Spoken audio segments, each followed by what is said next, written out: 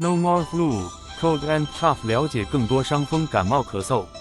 伤风是指头赤头痛、头额面颈胸微汗、鼻塞鼻涕长流、发烧发冷、咽喉红胀肿痛、声音沙哑、扁桃体炎、四肢全身肌肉酸痛、带倦、发烧发冷、无胃口、咳嗽痰多结黄或绿、胸闷气短、支气管炎。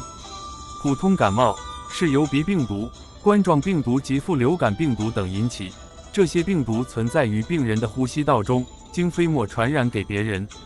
发病时多数是低热，很少高热，病人鼻塞流涕、咽喉疼痛、头痛、全身酸痛、疲乏无力。